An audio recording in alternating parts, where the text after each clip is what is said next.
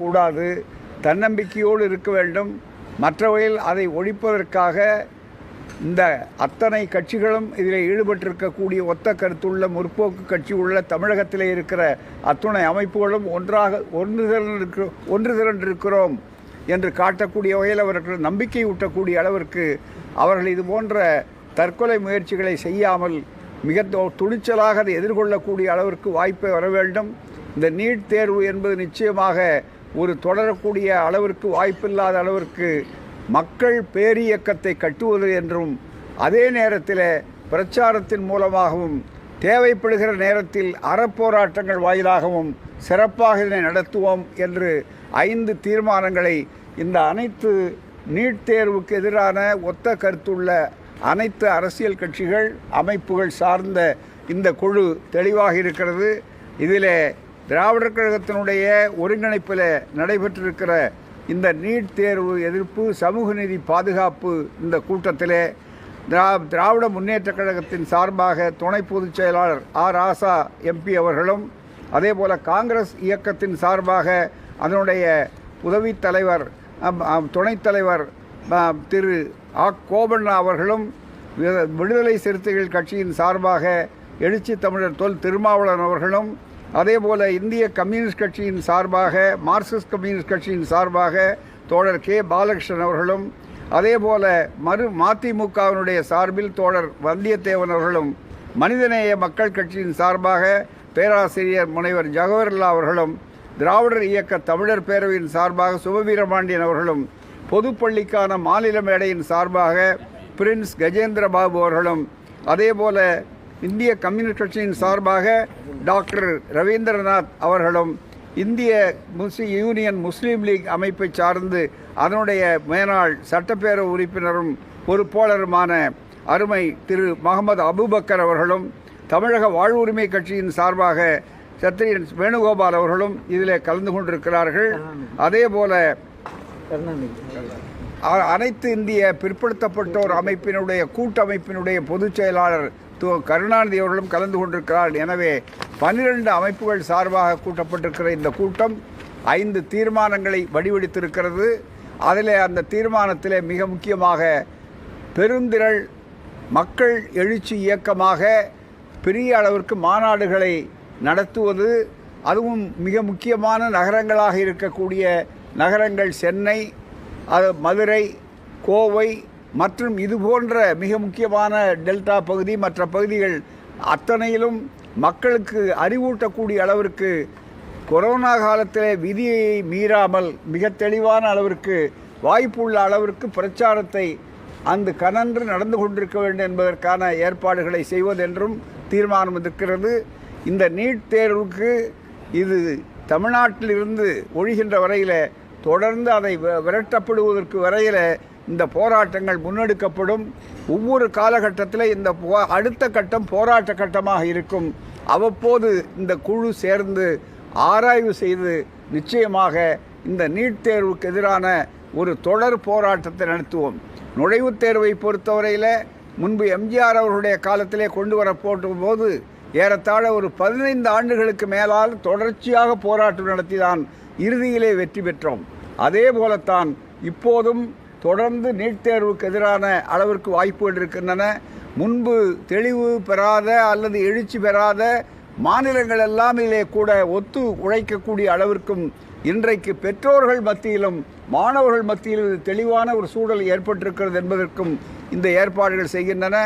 மாணவர் இயக்கங்கள் ஆங்காங்கு எழுச்சியோடு திரட்டப்படும்.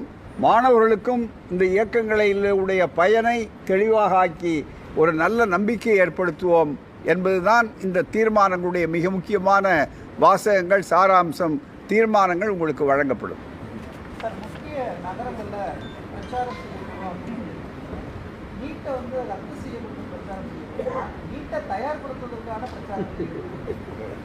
நீட்டை தயார்படுத்துவதில் நீட்டை ஒழிப்பதற்கான பிரச்சாரத்தை நீட் தேவையில்லை. நீட் என்பது அரசியல் சட்ட விரோதம், மக்கள் விரோதம். அது ஒன்றிய அரசு நிச்சயமாக இதை கொண்டு வந்தது என்பது மத்திய அரசுடைய முயற்சி என்பது தவறானது, அரசியல் சட்டத்துக்கு விரோதமானது. மாநில உரிமைகளிலே கல்வி உரிமைகளை பறிப்பது, அடிக்கட்டுமானம் நிறைய அளவுக்கு செய்திகள் ராஜன் அவர்களுடைய குழு அறிக்கையிலே தெளிவாக இருக்கிறது. அது ஊடகங்களில் நீங்கள் ஒவ்வொரு நாளும் நேற்றிலிருந்து வெளியிட்டு கொண்டிருக்கிறீர்கள். அந்த செய்திகளெல்லாம் மக்கள் மத்தியிலே போய் பரவுவதற்கு வேண்டிய அத்தனை முயற்சிகளையும் பிரச்சாரத்தின் மூலம் எடுப்போம்.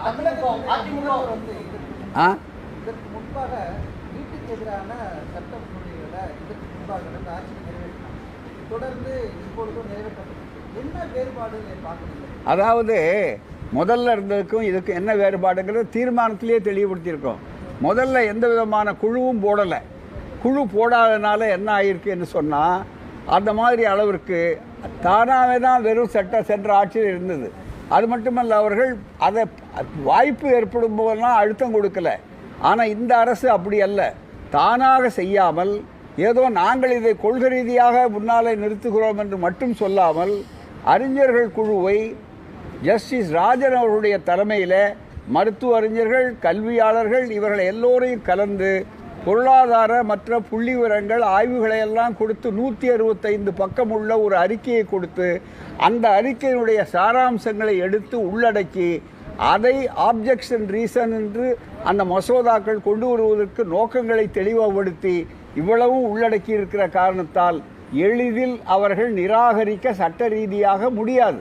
அதற்கு முன் உதாரணம் ஆமாம், ரெண்டுமே அடிப்படையிலே ஒரு பெரிய அளவிற்கு காரண காரியங்கள் விளக்கப்பட்டிருக்கிறது. முதலில் இந்த அளவுக்கு தெளிவான காரண காரியங்கள் விளக்கப்படவில்லை. அதற்கு ஒரு என்ன உங்களுக்கு நம்பிக்கை என்று நீங்கள் கேட்கலாம். பிடிவாதம் அரசியல் ரீதியான பிடிவாதமாக இருந்தால் ஒன்றும் செய்ய முடியாது. அரசியல் ரீதியாக அதை சந்திக்க வேண்டியதுதான். அதற்கு மக்களை அடிப்படையில் ஒரு உதாரணத்துக்கு உங்களுக்கு சொல்லுகிறேன். ஏற்கனவே இந்த நுழைவுத் தேர்வு, அதாவது ஏற்கனவே இருந்தக்கூடிய பழைய நுழைவுத் தேர்வை பழைய காலத்தில் எம்ஜிஆருடைய அரசு கொண்டு வந்தபோது அதை நீக்கி மாற்று வேண்டும் என்று சொன்னபோது ஜெயலலிதா அம்மையார் அவர்கள் என்ன செய்தார்கள்? நாங்கள் திராவிடர் கழகத்தின் சார்பாக ஒரு கருத்தை எப்போ சொன்னோம்.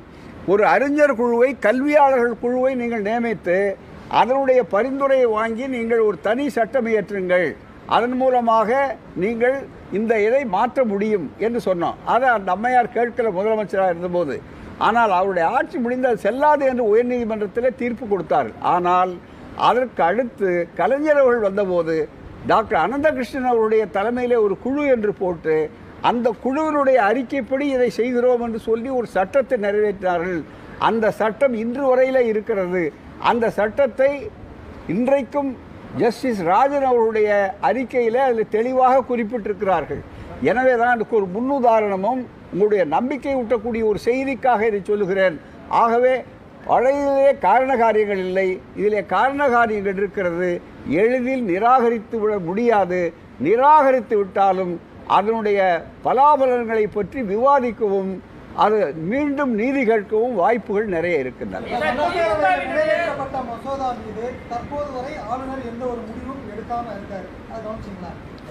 அதுக்கு இப்போதான் வந்திருக்கிறாரு. அவர் எடுக்கலையா என்னங்கிறத பற்றி நம்ம கவலை இல்லை. அதுக்கு தான் மக்கள் இயக்கம்.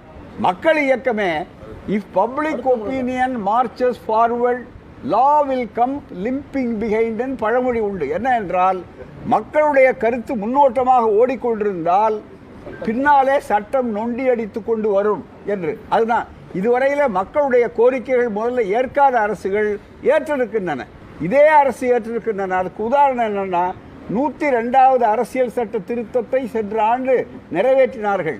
அதில் பிற்படுத்தப்பட்டவர்களை அடையாளப்படுத்துவதற்கு ஐடென்டிஃபைங் தி பேக்வர்ட் கிளாஸ் என்று வருவதற்கு மாநிலங்களுக்கு உரிமை இல்லை என்று சொன்னார்கள். ஆனால் இப்போது இங்கு ஏற்பட்டிருக்கிற மிகப்பெரிய அளவிற்கு வாய்ப்புகள் ஏற்பட்ட பிற்பாடு மாநிலங்களுடைய உரிமைகளை அங்கீகரிக்கக்கூடிய அளவிற்கு 105வது அரசியல் சட்ட திருத்தம் இப்போது நிறைவேற்றப்பட்டது அதே அரசாலே. எனவே தான் அதே அரசாலே. ஆகவே தான் நாங்கள் இதே உறுதியாக இருக்கிறோம் என்று சொன்னால் மக்கள் சக்தி எந்த அரசையும் அசைக்கும்.